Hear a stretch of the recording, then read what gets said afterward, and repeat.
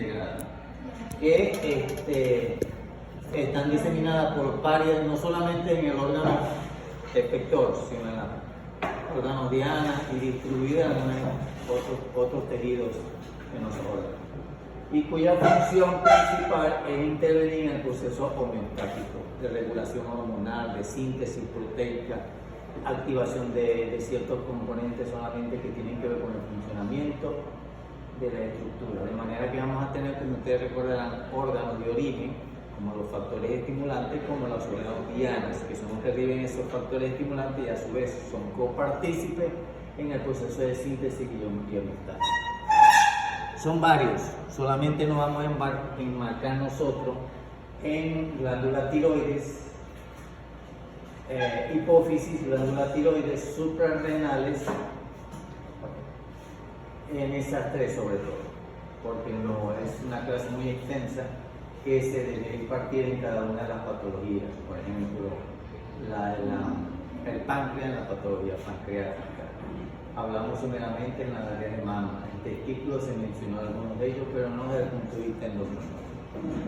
Pero lo que da más trastornos funcionales y de los cuales los patólogos tienen cierta intervención en el diagnóstico y la clasificación y las características de las lesiones, es sobre todo a nivel de hipófisis, como ya le dije, tiroides y suprarrenales, en ese aspecto.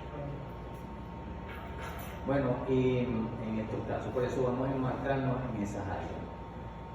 Claro, dando salvedad que también a nivel de los ovarios, testículos y otras estructuras, a nivel óseo también hay ciertos componentes, inclusive intestinales, células neuroendocrinas que van a producir también procesos de activación enzimático proteico y de crecimiento de los órganos. Bien, esto solamente para recordarles que uno no es más que un componente proteico que está constituido por péptidos, catecolaminas, esteroides y algunos componentes proteicos, sobre todo la tiroxina, que especifican ellos, que van a actuar como un factor estimulante sobre una célula diana. Y que hay un factor importante en los procesos hiperplásicos o atróficos, en los cuales la célula diana tiene que responder a la activación de su hormona. Hay procesos exagerados de activación de hormonas que van a producir en las células en la área célula diana, procesos de activación, no solamente metabólico, sino hiperplásico y de crecimiento. Y como ustedes vimos en los procesos inmunistoquímicos, hay bloqueos desde el punto de vista inmunológico en los cuales, aunque se produzcan las hormonas y hay el efecto transmisor y la enzima transportadora, hay algo en las células dianas que impide que esa hormona se active bien, bien sea extrínseco o intrínseco, que falte un factor que vaya a producir inclusive la inclusión de este componente efecto en el primer techo. En ese caso no hay un proceso hiperplásico, sino atrófico. Otra característica que tienen las lesiones patológicas en las células dianas, los componentes de los órganos dianas, es que a veces también hay un crecimiento anárquico hiperproductor, por lo cual se bloquea la activación del efecto estimulante. Como también hay otro proceso que no, a pesar de son lo que llaman áreas frías, a pesar del exceso de estimulación, nosotros no vamos a obtener una respuesta en el órgano diana. Por lo tanto, vamos a tener niveles elevados hormonales como factores estimulantes y disminución de los factores de expresión de los órganos dianos. Todo eso se ve en la patología y esos son diagnósticos clínicos que no los vemos nosotros, sino que los refieren los médicos.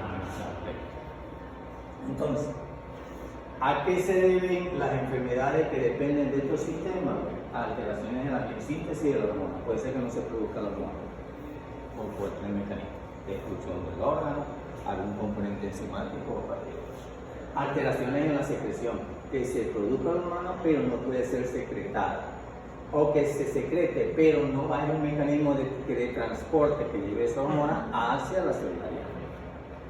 Con alteraciones en las interacciones de la hormona con receptores específicos.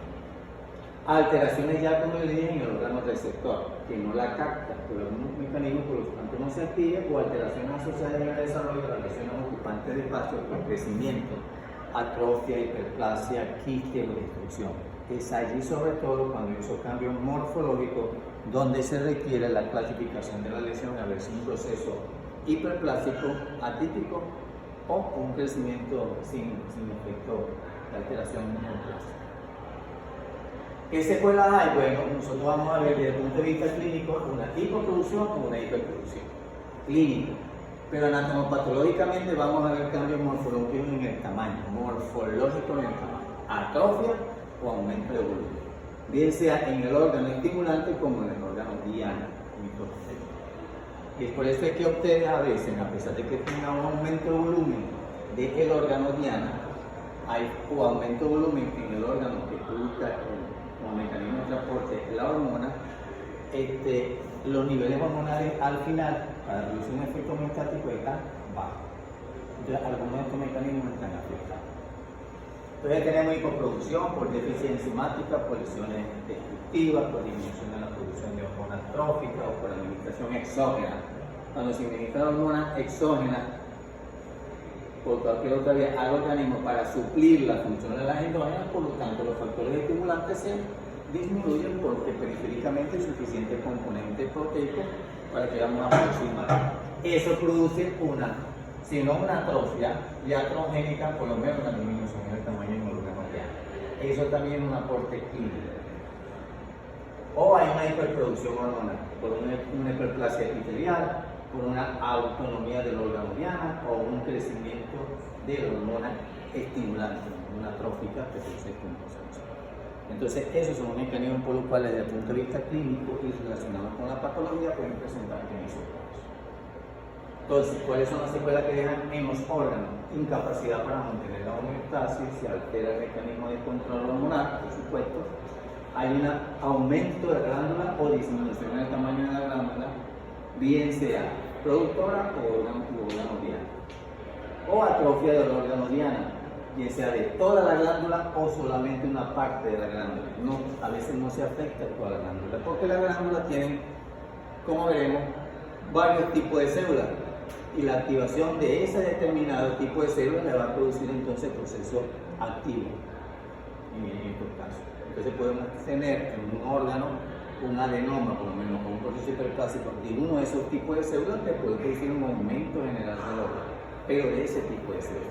Y ahí viene la clasificación, clasificar a qué tipo de célula está afectada. Y dónde vienen los estudios histológicos. Tomando esto como preámbulo, vamos entonces a hablar hoy, tratar de hablar de hipófisis y parte de la patología de tiroides, donde llegaremos hasta tiroiditis, si es posible. Vamos a ver cómo está la lengua hoy, cómo ustedes tenemos que repasar todas estas lesiones. Esto más que todo es un proceso fisiológico para entonces hablar sobre la suprarrenal. La paratiroides mencionaremos algunos aspectos resaltantes que no tienen mucho, más resaltantes de hecho. Y combinaremos con la lesión de la glándula suprarrenal y algunas patologías que se pueden presentar. Y comenzamos entonces con la hipófisis. Y debemos entonces orientarlo a ustedes de que tiene su origen embriológico generalmente la tercera semana, la séptima semana de desarrollo, ¿verdad? Por un proceso de movimiento entonces de dos tipos de epitelio. Un neuroectodérmico que proviene en la parte superior del piso de la parte cefálica, en bucofaringia, que asciende. Me falta esa fotografía, aquí ven, donde en el piso de la localización del tallo acá inferior, la porción neuroectodérmica asciende a través de la calota ósea de la base del cráneo, la parte superior, hacia la región de la silla turca situada en la parte media del efenoide. Entonces, en ese trayecto, esta porción glandular neuroectodérmica se sitúa acá, donde está la bolsa de Rathke, y ahí prolifera un componente entonces neuroectodérmico constituido por tres tipos de células epiteliales que vamos a ver posteriormente. Eso forma entonces la adenopófisis. La neurohipófisis, recuerden, eso es lo que llaman una devaginación. La neurohipófisis, hipófisis posterior, por ejemplo, es una prolongación de la porción cránica, ¿recuerdan? Entonces, forma un pequeño cono hacia abajo con un tallo que se sitúa en la región posterior. Está constituida generalmente de células de la glía.